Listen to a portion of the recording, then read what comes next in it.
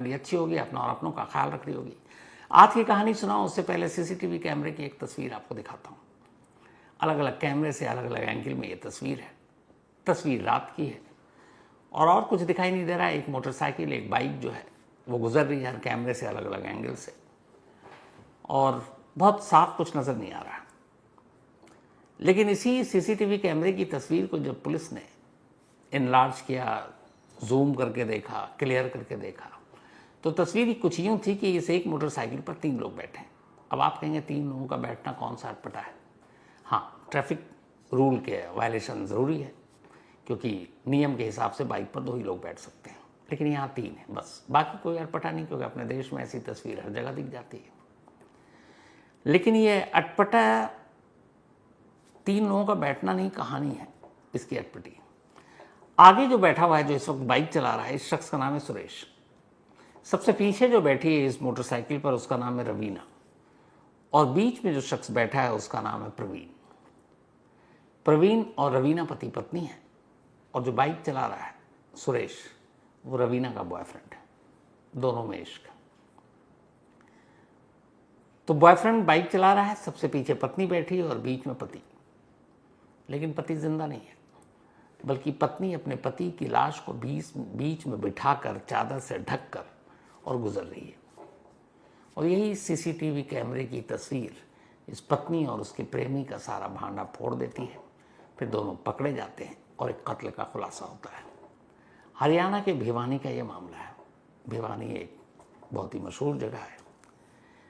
होता यह है कि रवीना और प्रवीण, जिनकी शादी को 8 साल हो गए थे, इनको एक बेटा है। रवीना को सोशल मीडिया पर मशहूर होने का शौक था। वो काफ़ी रील बनाती थी, इंस्टा पे, यूट्यूब पे, कहानियाँ, सब कुछ। इसी रील बनाने के दौरान उसकी मुलाकात एक और नौजवान से हुई जिसका नाम सुरेश है। वो भी रील बनाता था। फिर दोनों इसी सोशल मीडिया के ज़रिए दोस्त बने। फिर दोस्ती के बाद प्यार हो गया। पर दिक्कत ये थी कि दोनों शादीशुदा थे। अब इधर रवीना का इस तरह रील बनाना और रील बनाने के लिए कई दिन तक घर के बाहर रहना उसके पति प्रवीण को पसंद नहीं था। फिर अचानक 25 मार्च को एक रोज़ प्रवीण गायब हो जाता है। घर वाले ढूंढते हैं। 25 मार्च को ही अपना रवीना भी कहीं चली गई थी। अक्सर वो जाती रहती थी, तो किसी को कोई डाउट भी नहीं हुआ। लेकिन सब ढूंढ रहे हैं, कोई पता नहीं। फिर ये लगा कहीं चला गया। 29 मार्च यानी कि प्रवीण के गुम होने के 4 दिन के बाद भिवानी के लोकल न्यूज़पेपर में एक लावारिस लाश की खबर छपती है कि एक नाले से एक लाश बरामद हुई है। लाश ने जो कपड़े पहन रखे थे उसका हुलिया था उसमें। घर वालों ने यह खबर पढ़ी तो उन्हें लगा कि कहीं ये प्रवीण तो नहीं है। मुर्दा घर पहुंचे तो वाकई वो प्रवीण की लाश थी। अब पुलिस ने फिर पोस्टमार्टम कराया। पता चला गला घोंट कर मारा गया था, यानी केस मर्डर का था। अब पुलिस तफ्तीश करती है, लेकिन कोई सुराग हाथ नहीं लगता।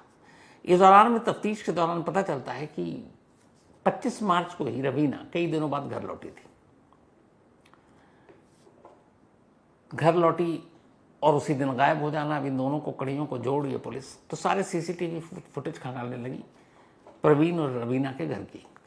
तो एक अजीब चीज़ पता चली। 25 मार्च को रवीना जब घर में आ रही है उसकी तस्वीर तो है, लेकिन फिर उसके बाद 25 मार्च की रात 26 उसके घर से निकलने की कोई तस्वीर नहीं है।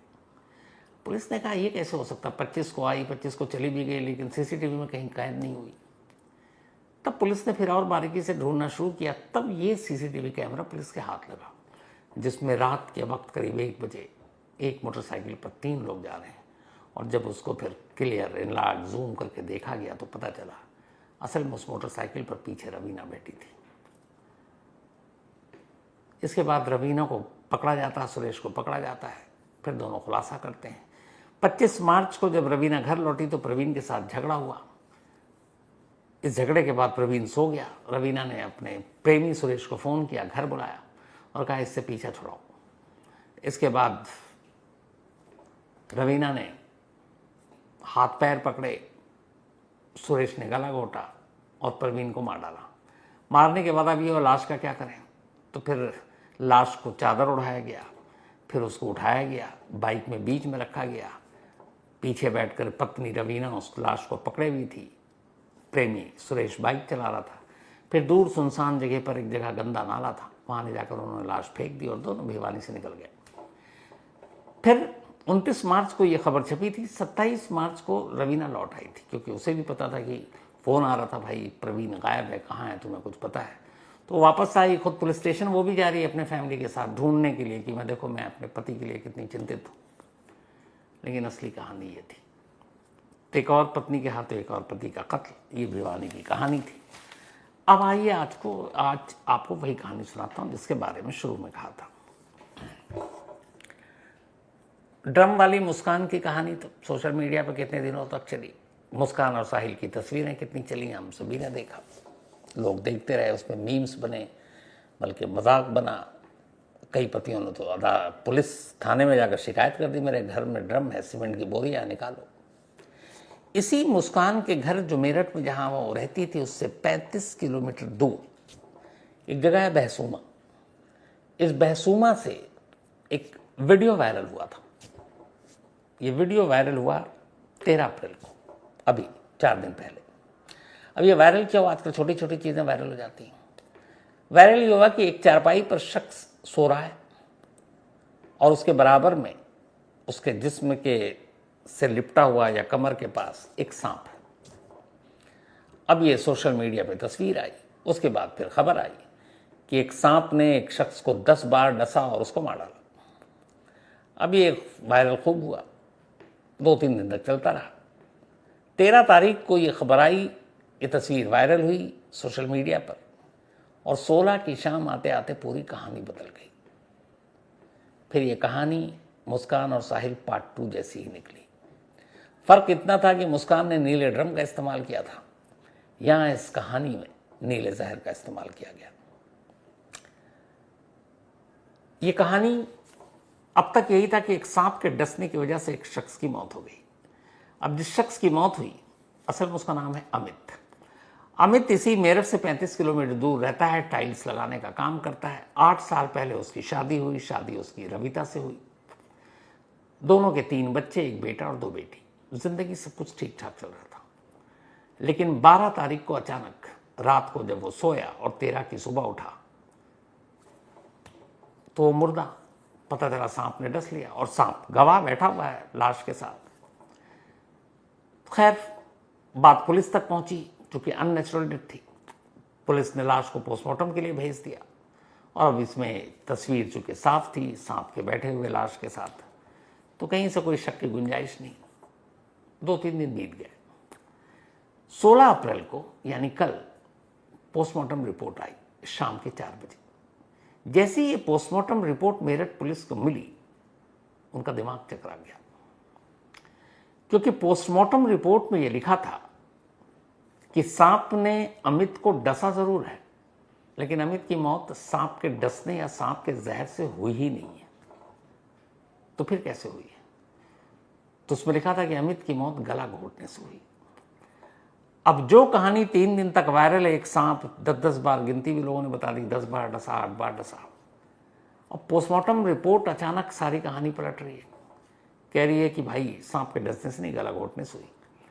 अब सवाल ये कि अब तक जो सांप बेचारा बदनाम हो गया कातिल के तौर पर, अब सांप तो अमित का गला घोटेगा नहीं। फिर दूसरा, जब भी कोई जहरीला सांप किसी को काटता है तो इंसान के शरीर का रंग बदलता है। कभी होठ के रंग नीले हो जाते हैं, नाखून हो जाते हैं, शरीर के किसी भी अंग का नीला हो जाता है। लेकिन यह हैरत की बात यह थी कि अमित का पूरा जिस्म कहीं से भी नीला नहीं हुआ था, जिसका मतलब है कि जहर उसके जिस्म तक पहुंचा नहीं था। तो फिर अमित का गला घोटने वाला कौन, अगर सांप नहीं तो? अब पुलिस ये तफ्तीश कर रही थी और पता करने की कोशिश कर रही थी। तो जब तफ्तीश हुई तो डॉक्टरों ने जो अपनी रिपोर्ट दी पुलिस को, और डॉक्टरों ने जो बताया उसके हिसाब से कहानी आई। कहानी ये कि कातिल ने बड़ी चालाकी से अमित का कत्ल किया। उसने प्लान बनाया कि उसको सांप से डसवा कर मारेंगे, लगेगा नेचुरल डेथ है, हादसा हो गया, सांप ने डसा। लेकिन कातिल से एक बहुत बड़ी चूक हो गई। चूक ये कि सांप ने अमित को डसा जरूर था, लेकिन तब जब वो मर चुका था।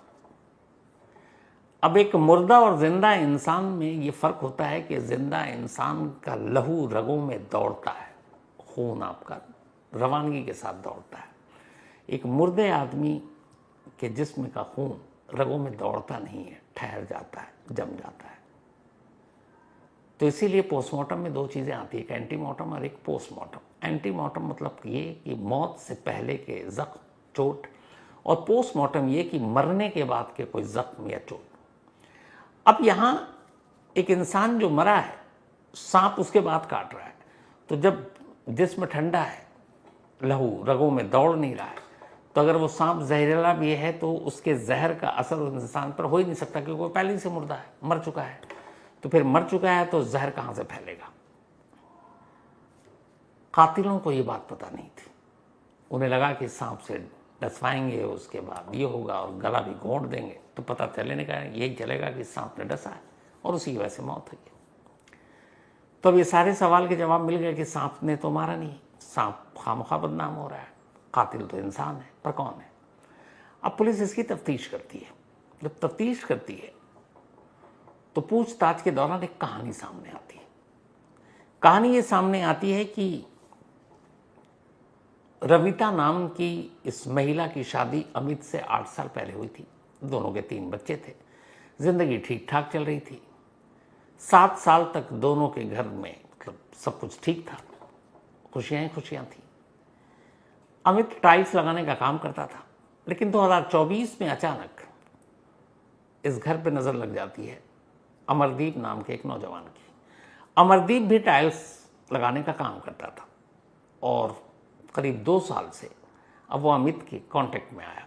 तो कई ऐसे जगह पे दोनों ने घर में एक साथ टाइल्स लगाए, एक साथ काम किया।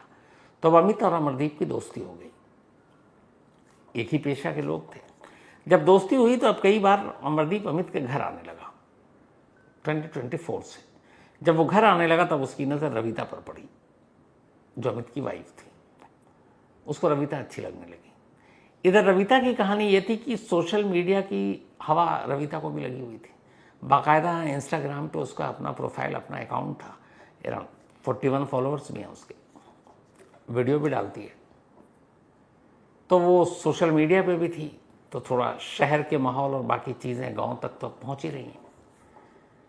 तो अब रविता और अमरदीप दोनों चुपचाप तरीके से एक दूसरे को पसंद करने लगते हैं और प्यार करने लगते हैं। अब चूंकि बच्चे तीनों छोटे थे, शादी को 8 साल हुए, तो बच्चों की उम्र 5 से 6 साल और 4 साल ऐसी है। तो बीच बीच में अब अमरदीप जब अमित नहीं होता तो रविता के घर पर आने लगता। लेकिन छोटी जगहों पे ऐसी बातें छुपती नहीं है गाँव में। तो पड़ोसियों ने देखा, अमित के भाइयों ने देखा कि ये अमरदीप अक्सर घर आता है, और तब आता है जब अमित होता नहीं। ये बात अमित के कानों तक पहुंची। अमित ने रविता को डांटा। फिर एक दिन उसका मोबाइल चेक किया, मोबाइल पे भी बात होती थी, बात पकड़ी गई। तो उसने बहुत डांटा, समझाया, लेकिन कहाँ ये लोग मानने वाले। तो अब धीरे धीरे ये हुआ कि जब भी उसे लगता कि कभी रविता अमरदीप से बात कर रही है, वो उसे डांट डपट देता। इस बात को लेकर घर में झगड़ा होता है। फिर उसका बाहर निकलना, उससे मिलना जुलना बंद करवा दिया। अब अंदर ही अंदर रविता परेशान रहने लगी। इसी दौरान में लास्ट 18 मार्च को मेरठ में यह खुलासा हो जाता है, मुस्कान और साहिल का। नीले ड्रम वाली कहानी पूरे देश में, और ये तो 35 किलोमीटर दूर, तो पड़ोस में ज़्यादा ही तेज़ी से असर होता है। सोशल मीडिया पे वैसे ही एक्टिव, इंस्टा पे अकाउंट होल्डर। इंस्टा पे उसने ये खूब सारे मीम रील्स देखे नीले ड्रम की, और उसके साथ ही उसने कहानी सुन ली मुस्कान साहिल की और मुस्कान के पति सौरभ की, कि कैसे कत्ल किया, कैसे लाश को ठिकाने लगाया। अब जब ये देखा तो उसके बाद ये अप्रैल का फर्स्ट वीक में एक रोज़ रविता अमरदीप से मिलती है और कहती है कि देखो, हम दोनों को अगर मिलना है तो मेरे पति को रास्ते से हटाना पड़ेगा, वो बहुत टोकता है, हमारे बीच में आ रहा है, अब मैं परेशान हो गई। अमरदीप भी कहता है ठीक है। अब वो दोनों प्लान करने लगते हैं कैसे मारे। शर्त ये थी कि मौत एक हादसा लगे, कत्ल ना लगे। कई पहलू से सोचा, फिर यह तय हुआ कि सांप से डसवाया जाए। बात फाइनल हो गई। उन इलाकों में इधर सांप भी काफ़ी मिलते हैं, तो ये हुआ कि सांप से डसेगा तो किसी को शक भी नहीं होगा। तो अब अमरदीप के जिम्मे यह था कि वो एक जहरीला सांप खरीदे। उसने 1000 रुपये का एक सांप खरीदा। 1 हफ्ता पहले की बात है। अब सांप भी उनके पास, जहर भी उनके पास, बस इंतज़ार मौके का। इसी बीच होता यह कि 12 अप्रैल को अचानक अमित अपनी पत्नी रविता और तीनों बच्चों को लेकर कहता है कि चलो मंदिर चलते हैं दर्शन के लिए, शहर से बाहर। सुबह सुबह ये लोग निकले, वहाँ मंदिर में दर्शन किया।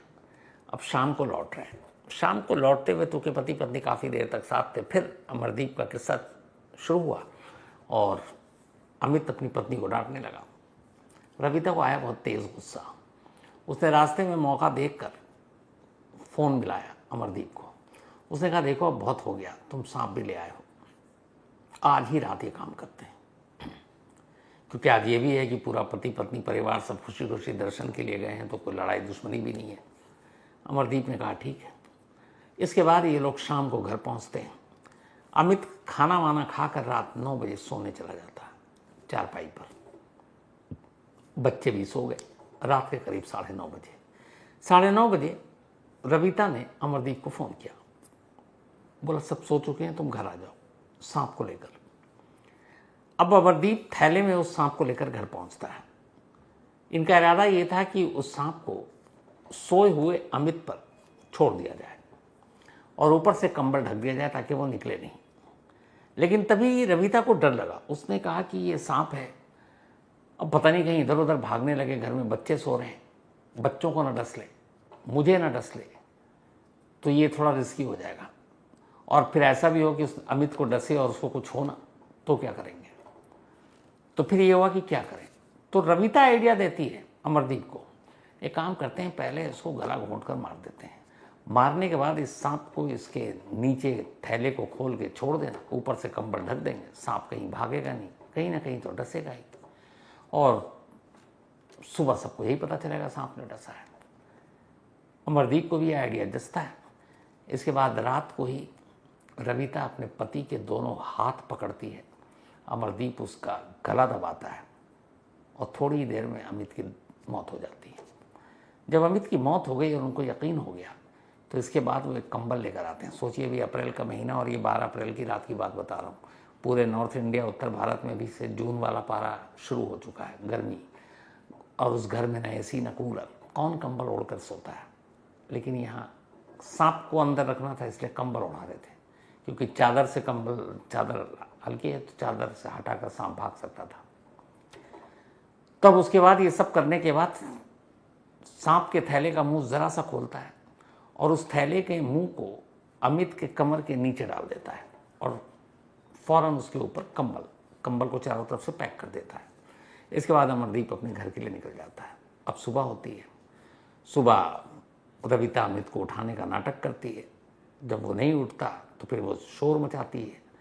अमित का भाई आता है, कंबल हटाता है तो सामने सांप, सब डर कर पीछे हट जाते हैं। उसी वक्त लोगों ने वीडियो बनाया, जो ये उसी वक्त की तस्वीर है। तो अब सांप बराबर में और अमित लेटा हुआ, फिर देखा जाता है कि वो तो मर चुका। पूरे घर में मातम पसर जाता है। कुछ लोग पुलिस को खबर देते हैं, फिर पुलिस आती है। लाश को फिर अस्पताल मुर्दाघर भेज दिया जाता है पोस्टमार्टम के लिए। अब चूंकि इतने विटनेस थे जिन्होंने सांप देखा, तो पूरे गांव में यही था कि सांप के डसने से मौत हुई। अब गिनती भी लोगों ने कर ली कि इतने इतने जगह पर निशान है काटने के। इधर रविता खुश कि प्लान काम कर गया, लेकिन 3 दिन तक की खुशी थी ये, क्योंकि 13 को पोस्टमार्टम हुआ और 16 तारीख को रिपोर्ट आई।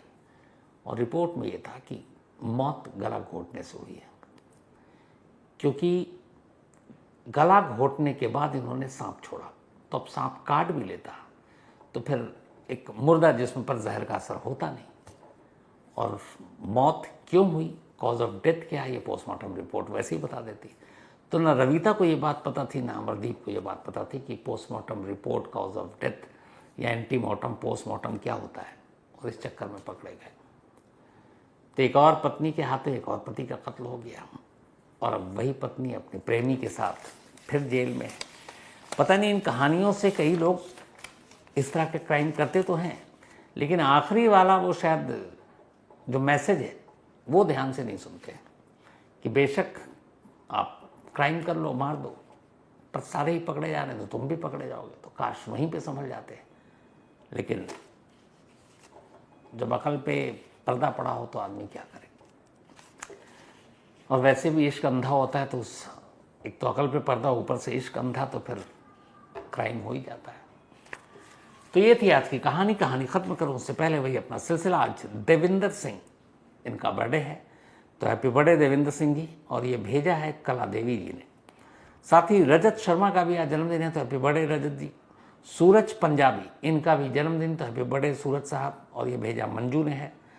इसके अलावा सुहानी मिश्रा, इनका भी बर्थडे है, तो हैप्पी बर्थडे सुहानी। और ये भेजा है सुप्रिया जोशी और उपेंद्र जोशी जी ने।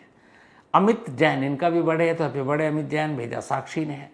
मोहम्मद अजमल, इनका भी बर्थडे है, तो हैप्पी बर्थडे अजमल, भेजा नूरुल इस्लाम में है। दीक्षा सिंह, इनका भी जन्मदिन, हैप्पी बर्थडे दीक्षा, और भेजा विजेंद्र सिंह ने है। इसके अलावा निनाद चैतन्य तायवाड़, इनका भी आज बर्थडे है, तो हैप्पी बर्थडे निनाद चैतन्य साहब।